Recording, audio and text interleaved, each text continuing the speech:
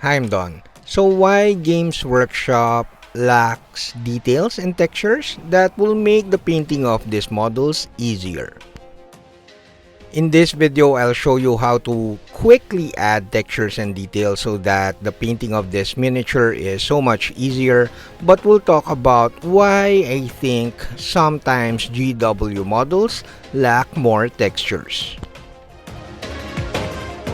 Hi, I'm Don. Welcome to my studio.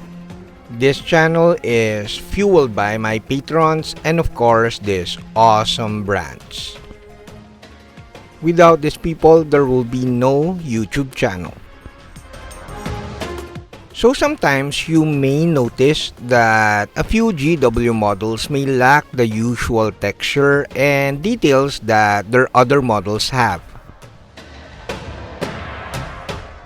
This is actually the case for even other companies like Simon. As you can see, the Zombicide model is not as detailed as the Cthulhu model. 3D print companies, the smaller companies, can also be very detailed, and a few of their models will be less detailed.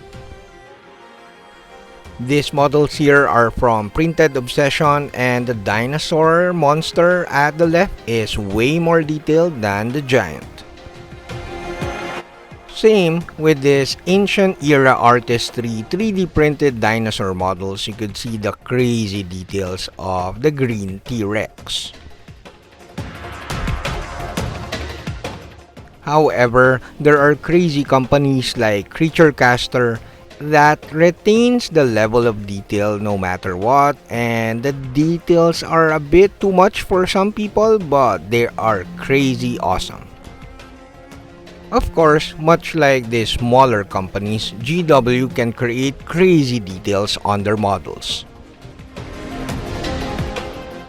Much like art, miniature sculpts or miniature models are very diverse. They can be very diverse even within the same company.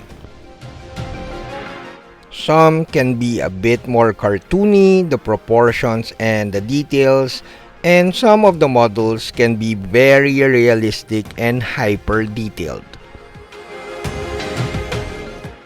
This is just my personal opinion, but I think it boils down to the theme or even the actual sculptors that created the miniatures. These miniature companies, the tabletop games, GW, and the smaller 3D print companies, and companies like Creature Caster, of course, they kinda retain a certain standard when it comes to details and aesthetic. However, the detailing and aesthetic, even the poses sometimes would differ depending on the game, even within the same company. Most people like the cartoony-ish looking miniatures from GW and Simon. I'm actually a big fan of that look because I do cartoons. I'm an illustrator. Well, a few years ago I was illustrating children's books full-time, and I really like cartoony proportions and details. However, I also like gore and hyper detailed miniatures because I'm a huge fan of The Lord of the Rings and fantasy themed movies and such. And of course, I love dioramas. My dream job was, or even is to work for Weta Workshop, which is to paint those bigatures when I saw them at the Lord of the Rings movies. So my full-time job now is miniature painting, especially because of my patrons, and it's kinda close to the Weta Workshop dream job.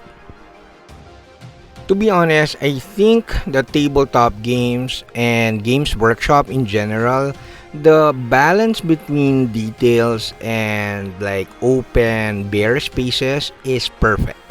You have the perfect canvas for painting. However, more textures means it's easier to paint. Now it's time to thank my awesome patrons. Without these people, there will be no YouTube channel. So a ton of thanks to my bronze and silver patrons, and of course my higher tier patrons, my gold tier patrons who get access with like longer tutorial videos, and of course my platinum patrons who are really awesome and the crazy, like they're not a duo anymore. Marco Colucci, Kaiju, Big Kitty Pins, and Matt Adamo, my Palladium tier patrons. Now, I said earlier that more textures and actually more details makes the painting of the miniatures easier. This is so because simple washes with acrylics or sludge washing with oil paints will really render well with textured models. So do try applying what you saw here with miniatures that lack the same details as other miniatures. That's it, Pansit!